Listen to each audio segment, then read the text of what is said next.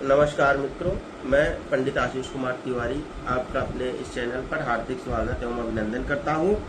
आज हम जानेंगे धनतेरस के विषय में, धनतेरस का महात्म, पूजन के विधि विधान और इसके पीछे की पौराणिक कथा। तो आइए चलिए जानते हैं धनतेरस का महात्म। धनतेरस दीर्घायु एवं स्वस्थ जीवन का पर्व माना जाता है। धनतेरस का त्योहार दीपावली आने की पूर्व सूचना देता है। इस दिन भगवान धन्वंतरी क्षीर सागर में से अमृत कलश लेकर प्रकट हुए थे, इसलिए वैद्य समाज हर्षोल्लास के साथ धन्वंतरी जयंती मनाता है। उल्लेखनीय है कि अमृत पान करने वाला प्राणी अमर हो जाता है, इसलिए धन्वंतरी भगवान ने देवताओं को अमृत पान करवाकर अमर कर दिया था। भगवान विष्णु के अंश से अवतरित भगवान धन्वंतरी आयुर्वेद के प्रवर्तक तथा आरोग्य के देवता के रूप में प्रतिष्ठित हुए हैं।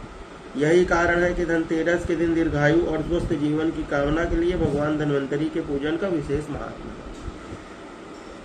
है। धनतेरस की प्राचीनता का प्रमाण वैदिक साहित्य में भी पाया जाता है।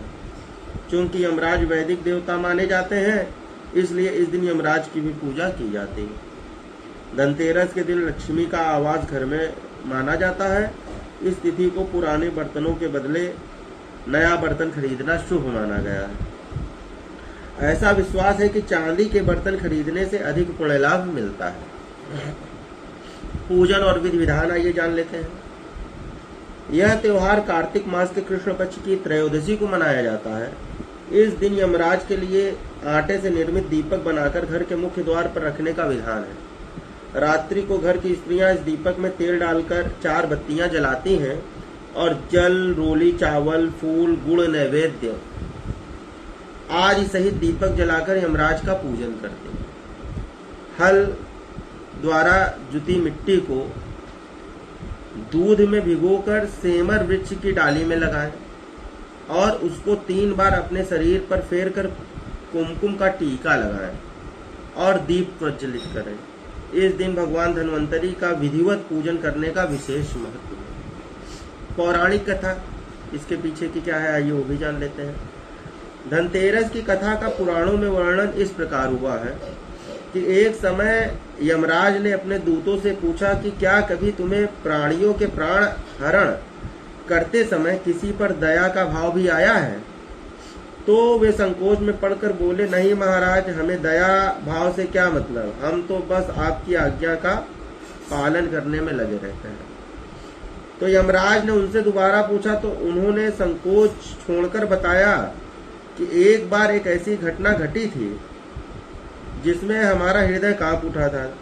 हेम नामक राजा की पत्नी ने जब एक पुत्र को जन्म दिया था तो ज्योतिषियों ने नक्षत्र गणना करके बताया कि यह बालक जब भी विवाह करेगा उसके 4 दिन बाद ही मर जाएगा। यह जानकर उस राजा ने बालक को स्त्रियों की छाया तक से बचाने हेतु यमुना तट की एक गुफा में ब्रह्मचारी के रूप में रखकर बड़ा किया। और संयोग से एक दिन जब महाराजा हंस की युवा बेटी यमुना तट पर घूम रही थी तो उस ब्रह्मचारी युवक ने मोहित होकर उससे गंधर्व विवाह कर लिया। चौथा दिन पूरा होते ही वह राजकुमार मर गया। अपने पति की मृत्यु देखकर उसकी पत्नी बिलख बिलख कर रोने लगी। उस नव विवाहिता का करुण विलाप सुनकर हमारा हृदय भी कांप उठा। हमने जीवन में कभी भी ऐसी सुंदर जोड़ी नहीं देखी थी। वे दोनों साक्षात कामदेव व रति के अवतार मालूम होते थे।